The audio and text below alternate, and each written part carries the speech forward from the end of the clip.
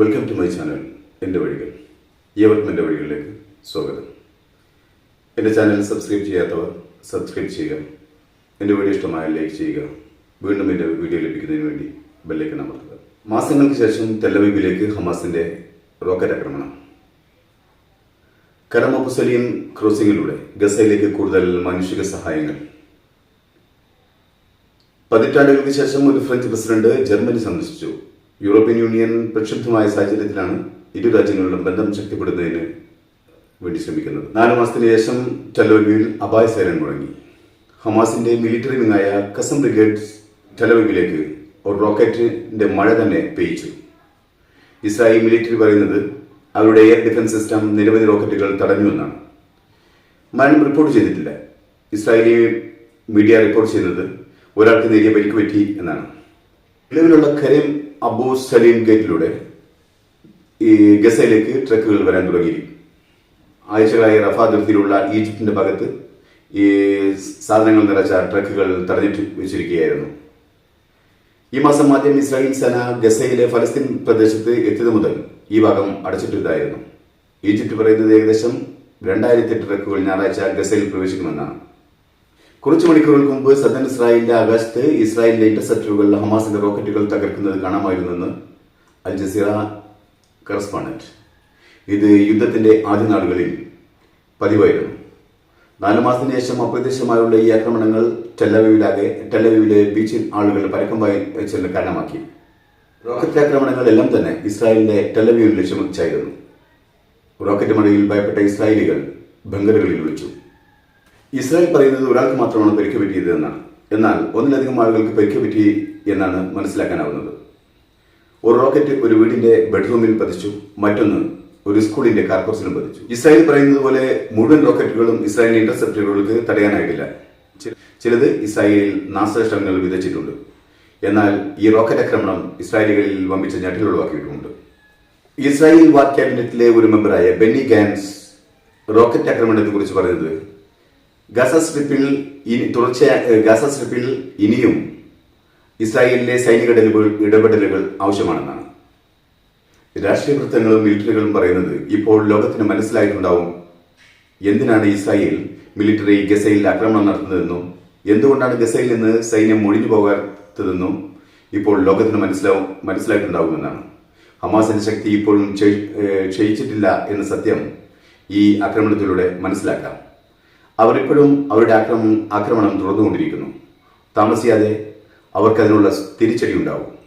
അന്താരാഷ്ട്ര സമൂഹം റഫേൽ കയറിയതിനെതിരെ കുറ്റപ്പെടുത്തുമ്പോഴും ഒഴിഞ്ഞുപോകാതെ തുടരുന്നത് ഇതുകൊണ്ട് തന്നെയാണ്. ഹമാസ് ഇപ്പോഴും അവരുടെ ശക്തി തെളിയിച്ചുകൊണ്ടിരിക്കുകയാണ്. 2 ദിവസം മുമ്പ് വന്ന ഒരു വീഡിയോയിൽ തുരങ്കം തുറന്നുകൊണ്ട് ഹമാസ് ഇസ്രായേലിന്റെ ടാങ്കറുകൾ നശിപ്പിക്കുന്ന ചിത്രം ഹമാസ് പുറത്തുവിട്ടിരുന്നു. ഇത് ഇസ്രായേൽ നിഷേധിക്കുന്നുണ്ടെങ്കിലും ഹമാസിന്റെ ശക്തി കുറഞ്ഞിട്ടില്ല എന്നതിന്റെ തെളിവാണിത്.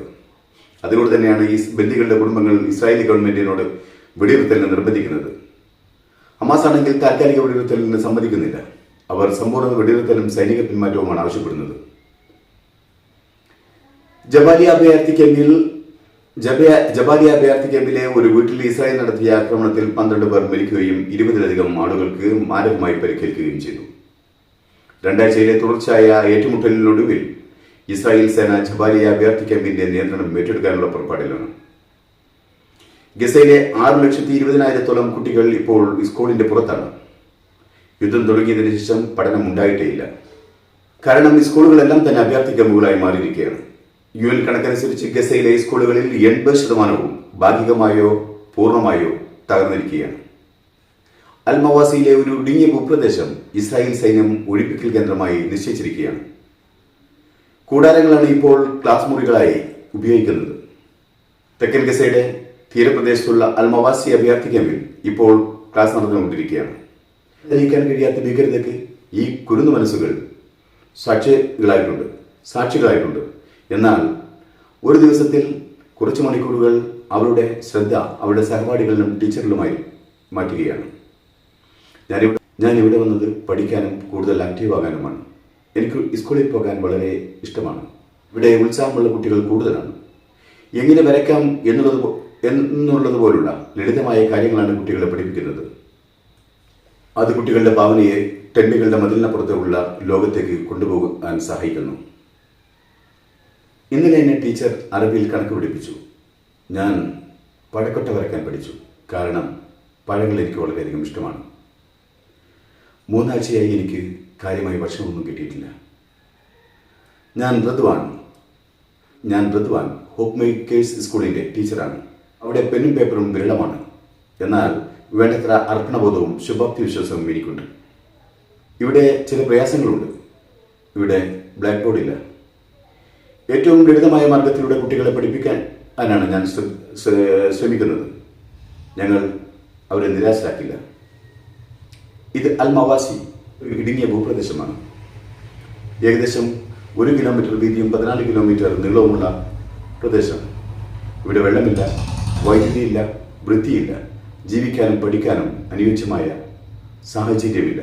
എന്നാൽ ഇവരെ പോലെയുള്ള അധ്യാപകർ ഒരു മാറ്റമുണ്ടാക്കാൻ തീരുമാനിച്ചു.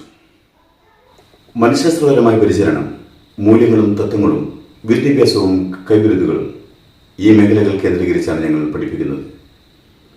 സാധനങ്ങളുടെ അപര്യാപ്തതയും മറ്റ് പ്രയാസങ്ങളും എല്ലാം ഉണ്ടായിട്ടും 480ഓളം കുട്ടികളെ 4 തവണകളായി ഞങ്ങൾ പഠിപ്പിക്കുന്നു. ഇവരുടെ ഫിസിക്കൽ എഡ്യൂക്കേഷൻ ക്ലാസുകൾ നടക്കുന്നതിന് മുകളിലെ ആകാശത്തിലൂടെ ഇസ്രായേലി ഡ്രോണിന്റെ ശബ്ദം കേൾക്കുകയും പിന്നീട് അത് മങ്ങിപ്പോവുകയും ചെയ്തു. യുദ്ധത്തിന്റെ വിലാപങ്ങൾക്ക് അവസാനം ഇനിയും അകലെയാണെന്ന് തോന്നുന്നു.